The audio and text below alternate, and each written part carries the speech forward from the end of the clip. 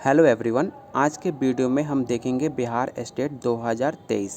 आज जो हम सब्जेक्ट कवर करने वाले हैं पेपर 2 इकोनॉमिक्स का, आज प्रैक्टिस सेट करेंगे। ये सारे सवाल आपके एग्ज़ाम में आए हुए सवाल हैं, इसलिए एक भी क्वेश्चन बिना स्किप किए वीडियो को पूरा अंत तक ज़रूर देखिएगा। अगर आपने अभी तक इस चैनल को सब्सक्राइब नहीं किया तो प्लीज़ चैनल को सब्सक्राइब कीजिए। ऐसे ही आपको हर सब्जेक्ट का प्रैक्टिस सेट आपको कराया जाएगा। चलिए शुरू करते हैं आज का पहला सवाल। आय की असमानता दूर करने में कौन क्षेत्र महत्वपूर्ण भूमिका निभाता है? ऑप्शन ए है बड़े उद्योग, ऑप्शन बी है निजी क्षेत्र, ऑप्शन सी है मध्य उद्योग, ऑप्शन डी है लघु एवं कुटीर आपका उद्योग। इसका जो राइट आंसर आपका हो जाएगा ऑप्शन डी, लघु एवं कुटीर उद्योग आपका राइट आंसर हो जाएगा। क्वेश्चन थर्ड कह रहा है भारत में वृद्ध क्षेत्र का सबसे पुराना उद्योग कौन सा है? सूती कपड़ा, ऑप्शन बी है ऊनी कपड़ा, ये लोहा और इस्पात, ऑप्शन डी ये आपका कागज़। इसका जो राइट आंसर आपका हो जाएगा ऑप्शन ए, सूती कपड़ा आपका राइट आंसर हो जाएगा। कपड़ा उद्योग में भारत का सबसे बड़ा संगठित एवं पुराना उद्योग जो देश के औद्योगिक उत्पादन में 14% तथा सकल घरेलू उत्पाद का लगभग 2.4% की आपूर्ति करता है।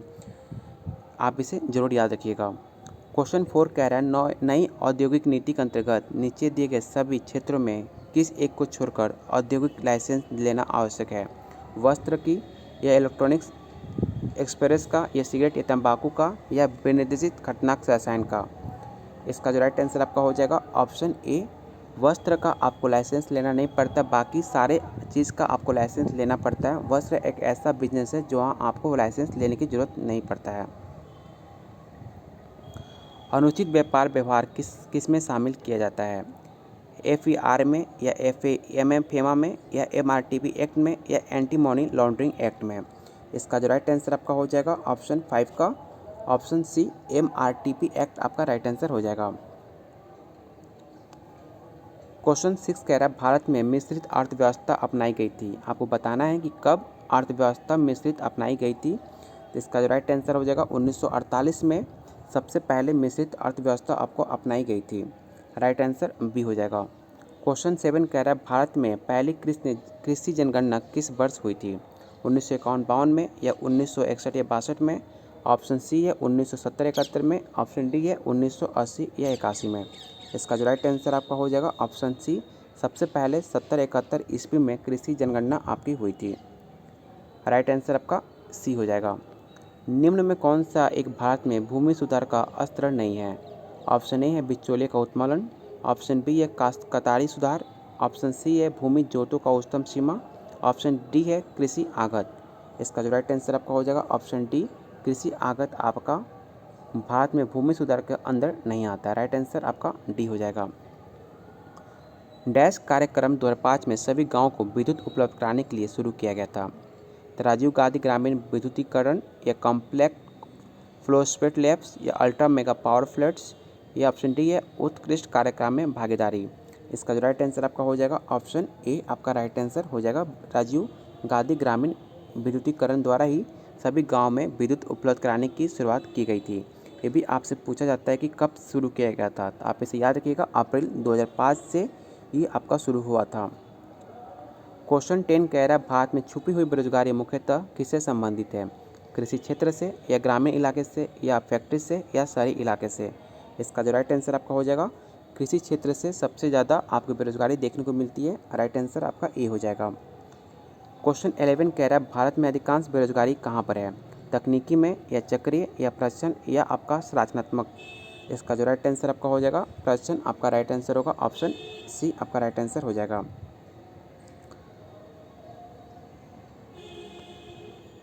क्वेश्चन 12 कह रहा है राष्ट्रीय आय का आकलन निम्न में किस विधि द्वारा नहीं होता है? ऑप्शन ए है उत्पादक विधि, निर्यात आयात विधि, ऑप्शन सी आय विधि, ऑप्शन डी है व्यय विधि। इसे आप याद रखिएगा, निर्यात आयात विधि द्वारा आपका राष्ट्रीय आय का आकलन नहीं होता है। राइट आंसर बी हो जाएगा। क्वेश्चन 13 कह रहा है डैश सकल घरेलू उत्पाद और विदेश में निवल कारक आय का एक योग है? तो इसका जो राइट आंसर आपका हो जाएगा ऑप्शन बी, GNP आपका राइट आंसर हो जाएगा। अगला क्वेश्चन कह रहा है जनसंख्या वृद्धि और डैश को जनांकीय संक्रमण और सिद्धांत अंत संबंधित करता है? आर्थिक विकास से या प्रति व्यक्ति आय से या जीवन स्तर से या खाद्य आपूर्ति से। तो राइट आंसर आपका ई हो जाएगा, आर्थिक विकास आपका राइट आंसर होगा। गुनार मिंडल है ब्रिटेन के अर्थशास्त्री या फ्रांस के अर्थशास्त्री या स्वीडन के अर्थशास्त्री या ऑप्शन डी आपके अमेरिका के अर्थशास्त्री। इसका जो राइट आंसर आपका हो जाएगा ऑप्शन सी, स्वीडन के अर्थशास्त्री, राइट आंसर सी होगा।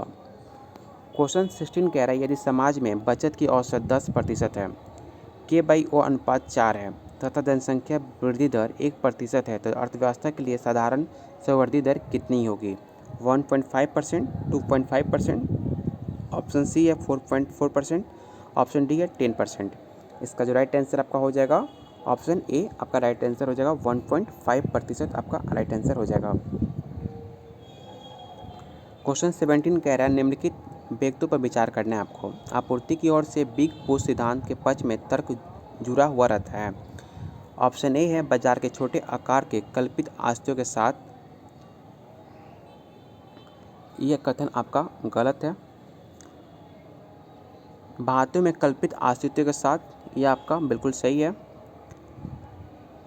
ऑप्शन 3 है अभियोजिताओं के कल्पित अस्तित्व के साथ, ये भी आपका सही है। ऑप्शन 4 है आपका जनसंख्या की उच्च वृद्धि के कल्पित अस्तित्व के साथ, ये कथन आपका गलत है। इसलिए इसका जो राइट आंसर आपका ऑप्शन डी हो जाएगा, सेकेंड और थर्ड आपका राइट आंसर हो जाएगा।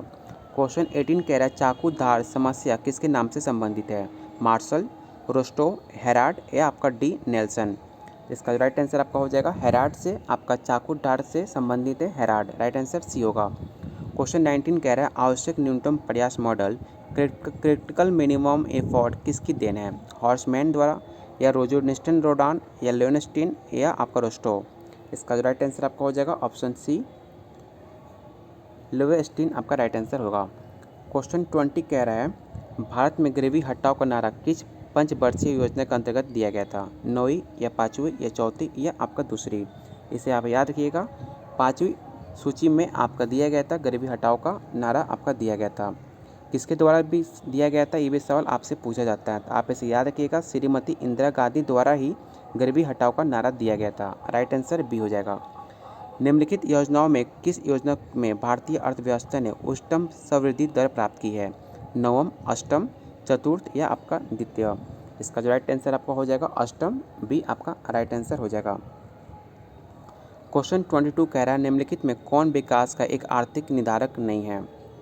प्राकृतिक संसाधन या मानव संसाधन या सरकार पर विश्वास या प्रौद्योगिकी। तो आप इसे याद रखिएगा, सरकार पर विश्वास आपका एक आर्थिक निर्धारक नहीं होता है, राइट आंसर सी हो जाएगा। चलते हैं अपने अगले सवाल पे। क्वेश्चन 23 कह रहा है निम्नलिखित में कौन सा एक आर्थिक विकास में बाधक आपका नहीं है? बाजार की अपूर्णताएं, उपभोग में प्रदर्शन प्रभाव, अनुकूल व्यापार की शर्तें या आपका निर्धनता का दुष्चक्र। इसका जो राइट आंसर आपका हो जाएगा ऑप्शन सी, अनुकूल व्यापार की शर्तें एक बाधक आपका नहीं है आर्थिक विकास का। क्वेश्चन 24 कह रहा है विश्व बैंक में सुलभ ऋण खिड़की है? IMF की या IDA की या IFC की या ADB की। ये सवाल आपका यूपी का पूछा हुआ सवाल है, स्टेट का, TGT का। इसका राइट आंसर आपका हो जाएगा IDA आपका राइट आंसर हो जाएगा। इसकी स्थापना पूछी जाए तो 1907 में इसका स्थापना हुआ था, राइट आंसर बी होगा। WTO का मुख्यालय कहाँ पर है? वाशिंगटन में, टोक्यो में या जिनेवा में या आपका वियना में। तो आप इसे याद रखिएगा, WTO का आपका मुख्यालय आपके जिनेवा में देखने को मिलता है। अगर इसकी पूछा जाए किस वर्ष इसका स्थापना हुआ था तो 1995 में सबसे पहले स्थापना की गई थी, राइट आंसर आपका सी हो जाएगा। रुपये को भुगतान शेष के चालू खाते में परिवर्तनीय बनाया गया है, तो अप्रैल 1993 में या 1995 में या 1994 में या आपका 1996 में। इसका जो राइट आंसर आपका होगा 1994 अगस्त में चालू खातों को परिवर्तनीय बनाया गया था, राइट आंसर सी हो जाएगा। प्रशुल्क एक आपका क्या है? एक कर है, एक सहायता है, या एक अनुदान है या आपका एक सिद्धांत है। इसका जो राइट आंसर आपका होगा एक कर आपका है, राइट आंसर ए हो जाएगा। क्वेश्चन 28 कह रहा है वह दर जिस पर एक देश की मुद्रा दूसरे देश की मुद्रा में रूपांतरित होती है वो क्या कहलाती है? अवमूल्यन या विनिमय दर या ऑप्शन सी विदेशी विनिमय दर या ऑप्शन डी है विदेशी तरलता। इसका जो राइट आंसर आपका हो जाएगा ऑप्शन सी विदेशी विनिमय दर कहते हैं, राइट आंसर सी हो जाएगा। क्वेश्चन 29 कह रहा है प्रतिकूल व्यापार की शर्तें अल्पविकसित देशों की गरीबी का मुख्य कारण है। ये कथन किस अर्थशास्त्री का है? ऑप्शन ए है फ्रेविस का, या जे.एल. मिल का, या किंडल लफ्जर का, या ऑप्शन डी है आपका ओलिन। इसे आप याद रखिएगा। फ्रेविस द्वारा कहा गया था प्रतिकूल व्यापार की शर्तें अल्पविकसित देशों की गरीबी का एक मुख्य कारण है। ये लाइन आपका फ्रेविस द्वारा कहा गया है। क्वेश्चन 30 है, निम्नलिखित में कौन किसी देश की व्यापार शर्तों को प्रभावित नहीं करता है? ऑप्शन ए है प्रशुल्क, ऑप्शन बी है अवमूल्यन, ऑप्शन सी है अधिमूल्यन, ऑप्शन डी है निस्थिर विनिमय दर। तो राइट आंसर आपका डी हो जाएगा। क्वेश्चन 31 कह रहा है अंतर्राष्ट्रीय व्यापार की विशेषता आपकी क्या है? ये अंतर्राष्ट्रीय श्रम विभाजन का ही एक आवश्यक परिणाम है तथा इसका आधार विभिन्न देशों की भिन्न भिन्न सुविधाएं प्रदान करना। ये कथन आपका सही है। इस व्यापार के अंतर्गत विनिमय विभिन्न केंद्रीय बैंकों के प्रभाव क्षेत्रों में रहने वाली व्यक्तियों के बीच होता है। ये कथन आपका गलत है। ऑप्शन सी है, इस व्यापार में जुड़े विभिन्न देशों में उत्पादकों की आर्थिक व्यवस्था प्राय असमान होती हैं। ये भी कथन आपका गलत है, इसलिए इसका जो राइट आंसर आपका ए हो जाएगा। क्वेश्चन 32 कह रहा है संतापकारी स्ववृद्धि की संकल्पना का प्रतिपादक कौन है? जगदीश भगवती, ऑप्शन बी है जेकब वाइनर, ऑप्शन सी है पॉल सेलोन्स, ऑप्शन डी है रॉल्फ फ्रेविस। इसका जो राइट आंसर आपका हो जाएगा जगदीश भागवती का नाम आता है। राइट आंसर ए हो जाएगा। चलते हैं अगले सवाल पे। अगला क्वेश्चन कह रहा है लियोटॉर्नेटिव विरोधाभास बताता है कि, आपको बताना कि लियोटॉर्नेटिव विरोधाभास क्या बताता है। इसका जो राइट आंसर आपका हो जाएगा ऑप्शन ए, यूएसए के निर्यात श्रम गहन और आयन पूंजी का गहन आपका राइट आंसर हो जाएगा ऑप्शन ए। निम्नलिखित में द्विपक्षीय विधियों का एक पहचान करना है आपको। भुगतान करार, ऑप्शन बी है समाशोधन करार, ऑप्शन सी है स्थानांतरण प्रतिबंध, या डी इसमें से सभी। इसका जो राइट आंसर आपका हो जाएगा ऑप्शन डी, उपयुक्त में से सभी आपका राइट आंसर हो जाएगा ऑप्शन डी। सेफिटिक अंतराल की अवधारणा के प्रतिपादन क्या है? जे.एम. किन्स ने द्वारा किया गया था, या एस.पी. पिगू ने, या ए. मार्शल ने, या जे.आर. हिक्स ने। इसका जो राइट आंसर आपका हो जाएगा जे.एम. किन्स आपका राइट आंसर ए हो जाएगा। क्वेश्चन 36 कह रहा है P = KR/M किसके द्वारा प्रदत्त कैम्ब्रिज समीकरण दिया गया था?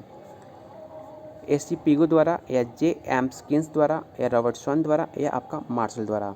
इसे आप याद रखिएगा, एस.सी. पिगू द्वारा दिया गया था P = KR/M। राइट आंसर आपका हो जाएगा option A.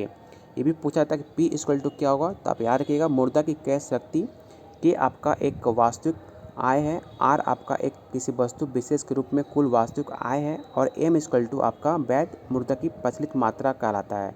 Right answer A हो जाएगा। क्वेश्चन 37 कह रहा है बैंक केवल मुद्रा के प्रबंधक नहीं है बल्कि एक महत्वपूर्ण अर्थ में मुद्रा के निर्माता भी है।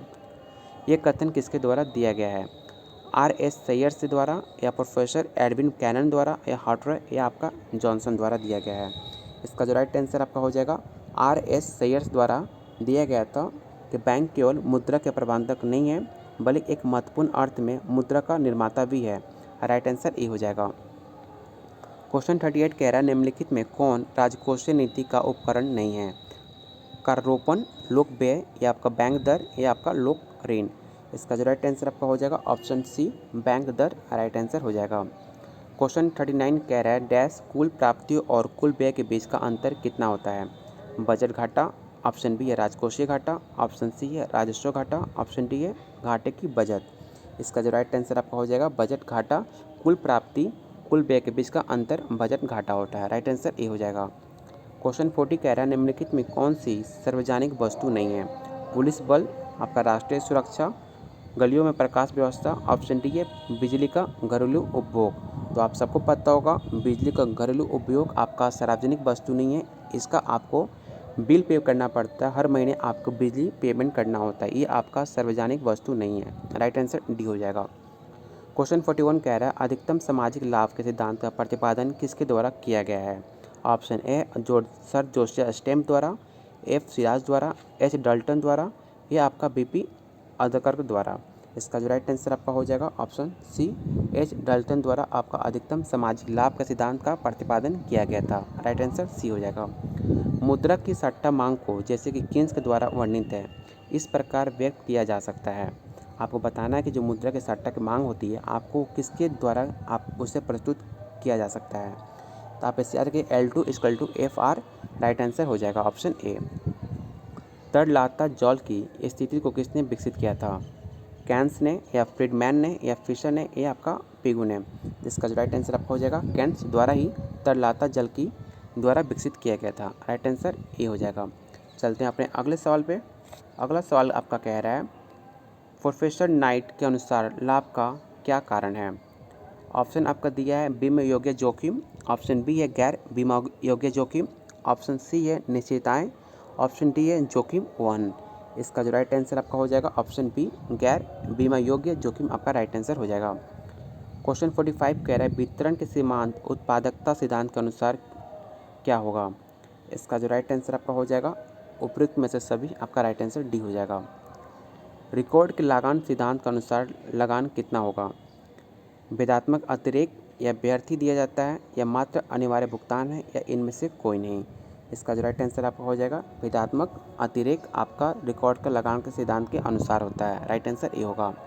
क्वेश्चन 47 कह रहा है लगान पृथ्वी का वो भाग है जो भूस्वामी का मुद्रा की मूल और अविनाशकारी शक्तियों का प्रयोग के लिए दिया जाता है। इससे ये कथन किसके द्वारा कहा गया है? J.S. मिल द्वारा या एडम स्मिथ द्वारा या डेविड रिकॉर्ड द्वारा या J.M. किन्स द्वारा? इसका राइट आंसर आपका हो जाएगा ऑप्शन सी डेविड रिकॉर्ड द्वारा ये कथन कहा गया था। क्वेश्चन 48 कह रहा है श्रीमती जॉन रॉबिन्सन की पुस्तक का क्या नाम था? आप इसे याद रखिएगा the economics of imperfect competition. Shrimati John Robinson द्वारा ये पुस्तक लिखा गया है। राइट आंसर ए हो जाएगा। क्वेश्चन 49 कह रहा है दयाधिकार तब समझा जाता है जब दो ही फर्में हो या आपका फर्मों का उत्पादन समान हो या फर्में अपने कार्य में स्वतंत्र हो। इसका जो राइट आंसर आपका डी हो जाएगा। ये तीनों कथन आपका जब होता है तब दयाधिकार समझा जाता है। राइट आंसर डी हो जाएगा। क्वेश्चन 50 कह रहा है पूर्ण प्रतियोगिता के अंतर्गत दीर्घकाल में एक फर्म का संतुलन किस बिंदु पर होता है? तो आपको बताना है कि दीर्घकाल में एक फर्म का संतुलन किस बिंदु पर होता है। तो इसका जो राइट आंसर आपका हो जाएगा ऑप्शन डी होगा। राइट आंसर डी होगा। क्वेश्चन अगला कह रहा है पूर्ण प्रतियोगिता में कीमत कौन निश्चित करता है? आपको बताना है कि पूर्ण प्रतियोगिता में कीमत कौन निश्चित करता है। ऑप्शन है प्रतिनिधि फर्म, ऑप्शन बी है उद्योग, ऑप्शन सी है समकर्म या ऑप्शन डी है सरकार। आप इसे याद रखिएगा आपका उद्योग द्वारा ही कीमत निश्चित किया जाता है। राइट आंसर बी होगा। निम्नलिखित में किसके आधार पर हमारे पास पूर्ण प्रतिस्पर्धा का अपूर्ण बाजार होता है? क्षेत्र, समय, कारोबार का परिमाण या प्रतिस्पर्धा? इसका जो राइट आंसर आपका हो जाएगा ऑप्शन डी आपका राइट आंसर होगा। क्वेश्चन 53 कह रहा है वो बिंदु जहाँ फर्म अपनी परिवर्तनशील लागतें पूरा कर पाती हैं वो क्या कहलाता है? ऑप्शन ए है संतुलन बिंदु, ऑप्शन बी है उत्पादन बंद होने के बिंदु, ऑप्शन सी है अधिकतम लाभ बिंदु या आपका इनमें से कोई नहीं? इसका जो राइट आंसर आपका हो जाएगा उत्पादन बंद होने का बिंदु हुई राइट आंसर हो जाएगा। क्वेश्चन 54 कह रहा है डैश दीर्घकाल में आगत और निर्गत के बीच भौतिक संबंध का व्याख्या करता है? चर अनुपातों का नियम, प्रतिफल का नियम या पैमाने के प्रतिफल का नियम या आपका समुत्पाद? इसका जो राइट आंसर आपका हो जाएगा ऑप्शन सी पैमाने पर प्रतिफल का नियम आपका राइट आंसर होगा। अगला क्वेश्चन कह रहा है आपका यदि दो वस्तुएं प्रतिस्थापन हो तो उदासीनता वक्र क्या होगा? एल आकार होगा या एस आकार होगा या आपका जेड आकार होगा या दो अक्षों का मध्य 45 डिग्री पर सीधी रेखा होगी? इसका जो राइट आंसर आपका हो जाएगा ऑप्शन डी दो अक्षों पर मध्य 45 डिग्री का सीधी रेखा राइट आंसर हो जाएगा। यदि एक व्यक्ति को अपनी सेवाओं के लिए मजदूरी दर में वृद्धि की प्रतिक्रिया में काम करने देखा जाता है जो इसका तात्पर्य आपका क्या है? तो आप इसे याद रखिएगा इस व्यक्ति का विश्राम एक घटिया वस्तु है। राइट आंसर बी हो जाएगा। क्वेश्चन 57 कह रहा है यदि दो वस्तुओं की प्रतिस्थापाई जैसे चाय और कॉफ़ी उनके बीच का अनुप्रस्थ लोचशीलता क्या होगी? नकारात्मक या धनात्मक या अनंत या आपका शून्य? तो इसका जो राइट आंसर आपका हो जाएगा ऑप्शन बी धनात्मक आपका राइट आंसर होगा। कोई मांग फलन x = k/p दिया हुआ है जहाँ k एक स्थिरांक है, इसकी मांग की लोच क्या होगी? सदैव एक होगी या आपका सदैव एक से कम होगी या आपका अनंत होगी या आपका एक से अधिक होगी? तो आप इसे याद रखिएगा सदैव हमेशा एक होगा। राइट आंसर ए हो जाएगा। क्वेश्चन 59 कह रहा है मांग वक्र के दाहिनी और गिरते हुए आकार का कारण क्या होगा? तो इसका जो राइट आंसर आपका हो जाएगा हर समान सीमांत उपयोगिता नियम। राइट आंसर सी होगा। क्वेश्चन 60 कह रहा है अपवाद स्वरूप मांग वक्र वो होता है झुकाव ऊपर दाएं और होता है, राइट आंसर ए होगा। क्वेश्चन 61 कह रहा है निम्नलिखित में कौन सा कथन आपका सत्य है। आपको बताना है कि इसमें से कौन सा कथन आपका सत्य है। यदि वस्तु की मांग अधिक हो तो साधन की मांग कम होगी, ये कथन आपका बिल्कुल गलत है। यदि वस्तु की मांग अधिक होती है तो साधन की मांग भी अधिक होगी, ये बिल्कुल आपका सही कथन है। यदि वस्तु की मांग कम होती है तो साधन की मांग अधिक होगी, ये भी कथन आपका गलत है। इसलिए इसका जो राइट आंसर आपका क्या होगा, तो बी होगा। क्वेश्चन 62 कह रहा है मकर जाल मॉडल के अनुसार अस्थायी संतुलन की अवस्था किस स्थिति में प्राप्त होगी। इसका जो राइट आंसर आपका हो जाएगा मांग आदि की मांग तथा मांग की लोच पूर्ति की लोच, राइट आंसर बी होगा। एक सिद्धांत क्या है, तो आपका एक प्रामाणिक परिकल्पना है, राइट आंसर डी होगा। आज का ये लास्ट क्वेश्चन था। अगर आपने अभी तक इस चैनल को सब्सक्राइब नहीं किया तो प्लीज़ चैनल को सब्सक्राइब कीजिए और अपने दोस्तों के साथ ज़रूर शेयर कीजिएगा। इसी तरह आप सारे स्टेट के सारे सब्जेक्ट का आप अगर प्रैक्टिस सेट देखना चाहते हो तो प्लीज़ चैनल को सब्सक्राइब कीजिए और वीडियो को लाइक करना बिल्कुल मत भूलिएगा। बहुत जल्द मिलते हैं एक अगले टॉपिक पर।